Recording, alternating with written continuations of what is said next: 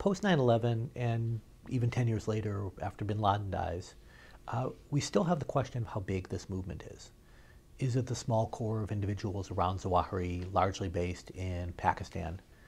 Or is it a much more global one with a presence in dozens of countries with tens of thousands of adherents? And the truth really is almost a definitional one.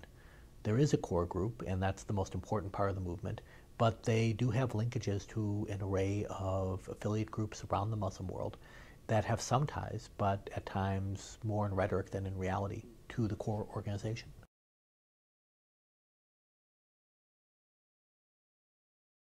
For these groups, the decision whether to join Al-Qaeda or not is one of the biggest they'll ever make.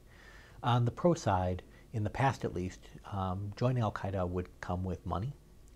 It often involved opportunities to train and even a degree of haven for some of the operatives in the Afghan-Pakistan area.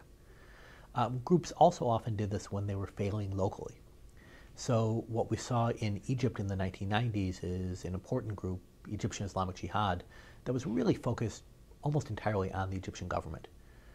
And it failed. It got beaten in Egypt, its operatives were on the run, and in part due to that failure, in part due to running out of money, many of its operatives turned to Al-Qaeda. And we've seen that pattern again and again after 9/11.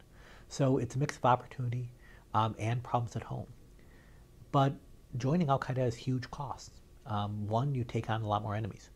So all of a sudden, you have to worry about the United States, you have to worry about US allies, and that's a much heavier burden. It's also, though, a very different purpose. Often these groups started up because they wanted to overthrow a particular regime. And when you take on the Al-Qaeda label, Al-Qaeda wants you to take on Al-Qaeda's enemies and to change your targeting, to change your strategy.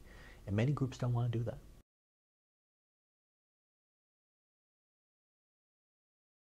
What these mergers can do is take a group, often a large group, that is unaffiliated with Al-Qaeda, that was focused locally, and all of a sudden make it a threat to neighbors and to Westerners around the world. So we see with Al-Qaeda the Arabian Peninsula going from attacks in Yemen to trying to go after commercial airlines, and they almost succeeded. A number of these groups have ties to diaspora communities. So let's say the large Somali diaspora community or the Yemeni diaspora community. And they can tap into these communities in a way that the Al-Qaeda core simply was not able to.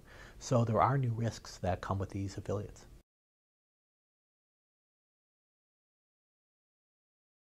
There's always a question of where you put your resources. And Al-Qaeda will be pushing for a more global approach, and the groups often want to focus locally. Often there's a question of whom to target. Sometimes the groups want to go after civilians in a very active and horrible way, and Al-Qaeda, perhaps incredibly enough, at times is a voice of restraint on some of this. It's learned some lessons that it can backfire when you do this. And so there's a tension in those tactics. There's also a tension involved with nationalism. Al-Qaeda has a global agenda, and as such, it really pushes people to kind of shed their identity as a Somali or as an Iraqi or as a Yemeni and see themselves first and foremost as a Muslim. Many of these groups, of course, have a strong religious identity, but they're also very nationalistic. And when foreigners from Al-Qaeda or anywhere else come in and tell them what to do, that's resented. And in particular, it's often resented among constituents who might support a group because they see it as their people standing up for their community. But when foreigners start to come in, that's something that can be exploited and can weaken the group.